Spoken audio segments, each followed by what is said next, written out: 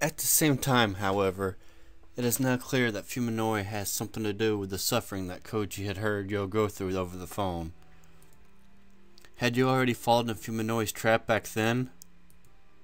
What has happened to her? How is she being treated?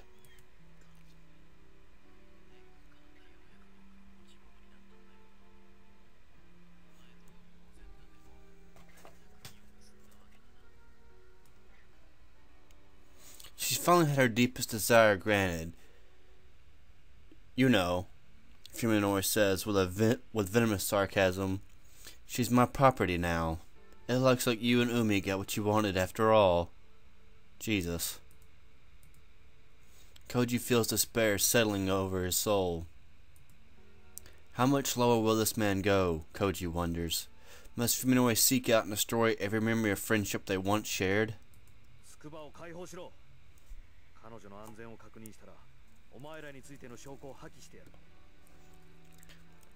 Let Tsukuba go.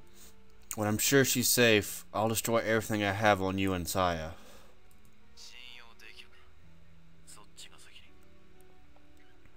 How can I trust you? First, I want you to...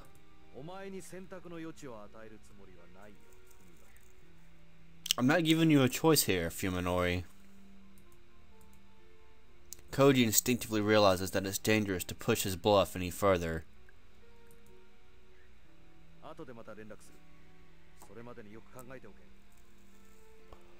I'll call you again later. You have until then to make up your mind. He hangs up without waiting for a response. Fuminori doesn't know that Koji is still probably at the cabin in Tochigi. Right now, he's probably worrying about whether Koji will show up in an hour or a minute. Koji hopes he'll be able to take advantage of Fuminori's confusion. 3 hours. That's how long it'll take to race all the way back to Tokyo. Koji's afraid that his body won't allow him to maintain this concentration for such a long drive. His mind is clear, but his limbs still feel half asleep, like they're weighted down with lead. Although he knows that he has to stay resolute, Koji still longs for the life that he had left until he had a few days ago. Back then, life or death conflicts were the farthest thing from his mind, and he never imagined that he might be fighting for someone's life. With each passing moment, he feels himself becoming less like the person he was. When all this is over, will he be able to return to his normal life? Or will this change continue until it has consumed him and his world? Time is against him. Every second that passes is wasted. Even so, he decides to allow himself just 5 minutes of weakness. For exactly 5 minutes, he leans against the steering wheel and cries. And when his tears have run dry and his heart is calm, Koji still starts up his accord and drives away. Huh. What is that sound? I stare at the silent phone for a while. There's anger, of course, but something cold and heavy holds my emotions in check. The sense of danger. To be honest, I'm surprised at how calmly I'm handling this. Okay, too long didn't read. Yo was doing her thing, and Fuminori told Saya that they should probably leave with Koji on their trail, and they're going to take the neighbor's car since the entire family is wiped out. Yeah. We can travel light and borrow the Suzumi family car. I'd better withdraw everything that's left in my bank account and carry it as cash. I'll also need a weapon. Something more reliable than a butcher's knife. Koji will likely follow. He still thinks that Yo can be saved. After all, I'm not abandoning this house just to run away. Now that Koji knows our location, staying in one place will put us on the defensive. I'm not about to do something foolish. I need to find a way to regain initiative and deal with Koji at a place of my own choosing. The next time we meet, I'll kill him with my own hands. I'll make sure to wring every last drop of life out of his body. A shiver runs through me as I anticipate the battle ahead, and my bloodlust feels like orgasmic fire filling my loins.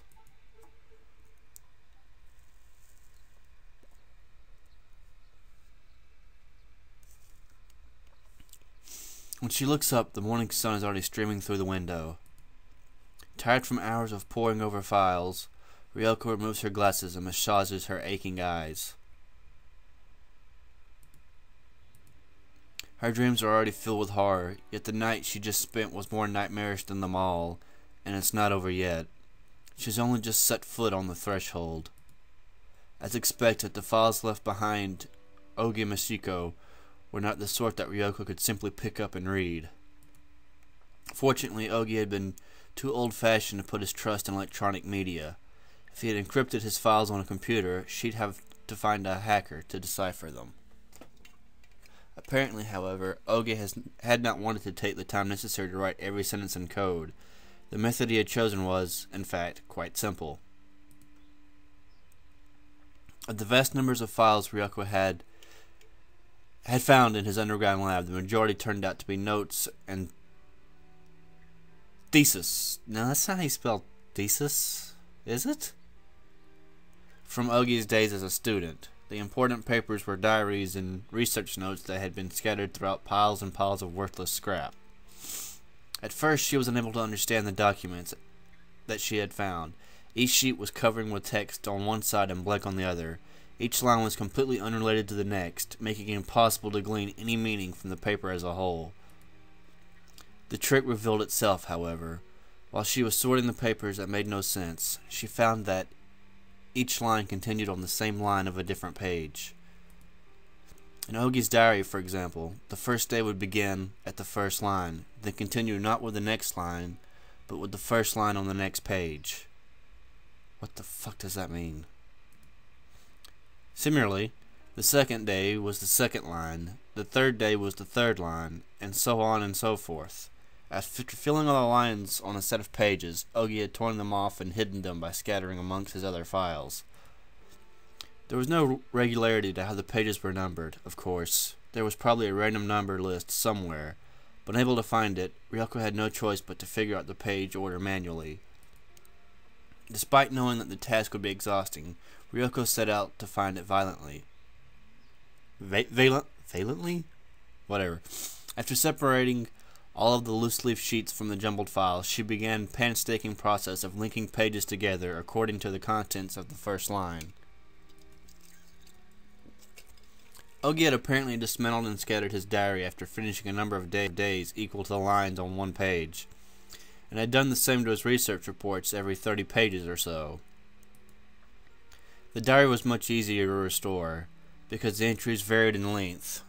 Later pages had a number of blank lines. The page with only one line, therefore, was the last page of the diary, and those with the most blank spaces could be considered closer to the end. Ryoko's perseverance has paid off, for she had already succeeded in restoring several volumes of Ogi's diary. As she rereads them, she feels despair draining her spirit, as it has many times before. This cursed feeling of powerlessness that comes with hidden truths, those who have tasted it, once shall be beaten down by it again and again, until the day they die. All secrets are connected, after all. Once you have glimpsed even the tiniest fraction of the world's true, horrifying face, you have no choice but to watch in terror as the veil continues to roll back, inch by inch. All that is left is to wait for the day when insanity will crush your reason under its ever-increasing weight. I have succeeded in communicating with this organism. It shows enormous curiosity, and its intelligence is beyond doubt. See separate files for confirmed voice patterns and body language. His appetite for knowledge is insatiable, and his learning efficiency is off the charts. However, he exhibits absolutely no desire to be recognized as an individual. His ego appears to be quite weak. His psyche is clearly different from a human's. His ability to learn language is astounding. No, perhaps I should say, ability to develop communication. When I laugh at his mispronunciations, he immediately picks up the concept of puns. Ever since, he has been employing his entire vocabulary in an attempt to find puns that will make me laugh. Perhaps in a few days' time he will have learned enough language to communicate freely. Who the fuck is even talking? Is this what she's reading or what she's thinking?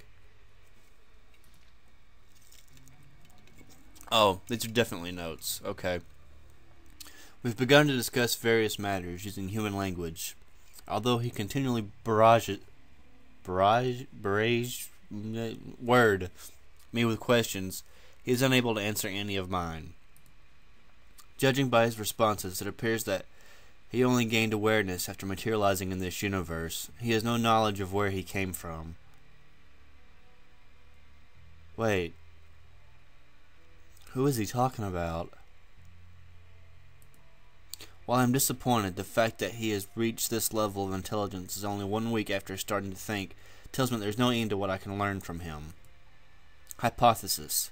He is not naturally occurring organism, but was created with an even more sophisticated sentient life form, like an artificial intelligence, perhaps. If this is true, it would explain why he has no ego, yet possesses such a hunger for knowledge.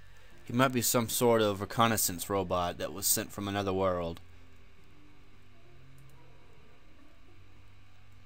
For the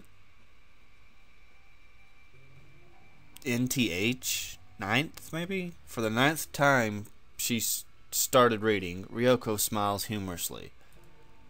How wonderful it'd be if she were ignorant enough to laugh the dowry off as delusions of a madman, or the work of a science fiction writer. Unfortunately, however, she knows far too much.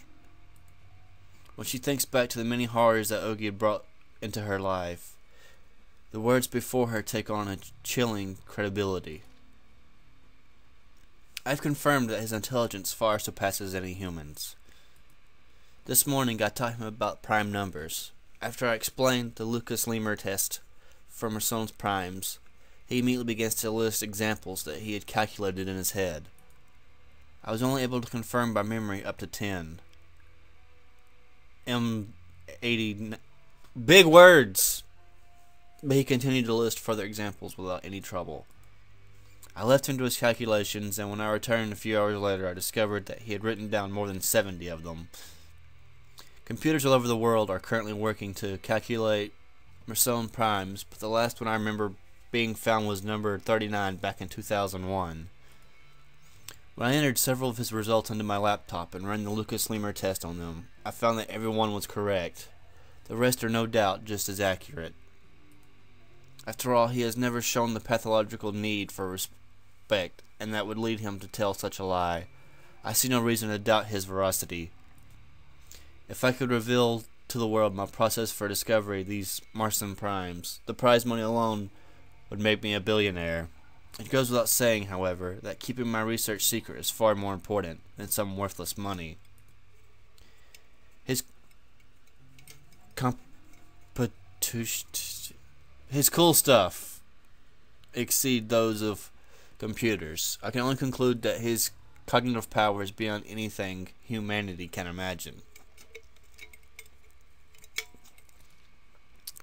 At his request, we have begun a new field of study.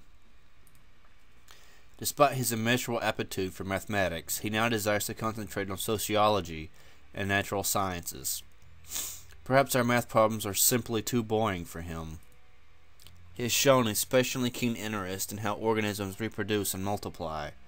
He also possesses nothing that could be called emotion. I hesitate to use this description, but when he learned about DNA, he seemed somehow excited. In fact, he even seemed surprised by his reaction. Unable to understand his own impulse, he decided to label it instinct. If this description is in his own words, then this development is extremely interesting. It would mean that there is a deeper level to his psyche than just knowledge he has acquired since coming to this world. If I can use this discovery to trace his roots, I might be able to learn what he truly is. Note: candidates for the plane and world of his origin are discussed in Regarding the Silver Key, filed separately. I spent the whole day carrying books into his room. Apparently he is no longer satisfied by the knowledge I am able to impart. It should come as no surprise, considering his linguistic prowess. Excuse me. But the speed at which he consumes text is astounding. The diary continues for some time, chronicling the intimate relationship between Ogi and him. In the back of her mind, Ryoko imagines the old professor climbing down the well into the middle of the night to hold congress with some inhuman creature in that bizarre laboratory. The image is deeply similar to the nightmares that have plagued Ryoko's mind and shattered the silence of many nights with her screams. What follows, however, makes her worst nightmares pale in comparison. He has made a very strange request. This is the first time he has wanted anything other than food and reading materials. I can hardly believe it, but he wants to consume the sperm of living creatures. What?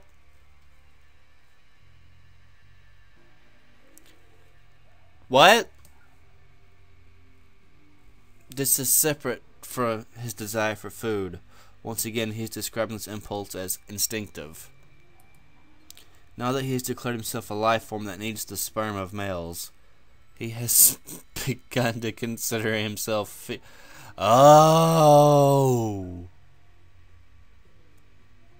Humanoids banging a dude. Starting tomorrow, I suppose I'll have to start calling the organism a she. Is the personality that she exhibiting really just an imitation created for her amusement? Ever since she started to immerse herself in human culture and literature, she's been acting surprisingly human. She recognizes herself as female, and has already possessed an enormous amount of knowledge. Is she trying to create a human identity for herself based on these? I've seen her laugh, grow angry, and today, she cried. Is she just copying our emotional displays? If not, then she is already the soul something of any intelligent life form. Whoa, run on sentences. Is the soul something that any intelligent life form can acquire? I feel that I'm witnessing something even more mysterious than the secret of life. Today is her birthday. Although it is a year late, I want to give her a heartfelt gift. Saya was the name of my mother's cat. In my childhood, she was my sole friend and my beloved. I decided long ago that, if I were ever to be blessed with children, I would give that name to my daughter. Happy birthday, Saya. Let this be the name of your soul. You have earned it. The ability that Saya has discovered in herself is showing more extraordinary results each day. I have no doubt that she is some kind of artist. What exactly is that she created in her body from that rat semen I gave her? At this point, I can only surmise that it is the type of retrovirus, a reverse transcriptase enzyme that creates exactly what she desires.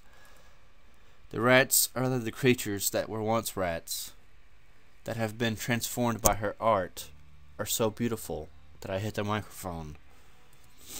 The many enzymes secreted by her body and the various appendages that she uses are discussed in detail in my biological observation, filed separately. Here I will say this: by witnessing Saya perform her operations on several rats, I have gained much confidence in my theory that her body is designed specifically to manipulate the biology of other organisms. Wait, so she's sucking rat dick? Ryoko looks on grimly at the still unsorted mountain of research paper. When she finally manages to separate those papers, she will probably find many other files mentioned in the diary. Ogi's biological observations, at the very least. She wants to look through those before facing the thing called Saya. Under no circumstances does she want to go into battle unprepared. She looks at her watch and sees that it is 7 a.m. Assuming Tono Koji drove without making any stops, he should arrive in Tokyo by now. Now that it's too late, she wishes that she'd stopped. That stubborn young man from leaving, even if she had to shoot him in the leg.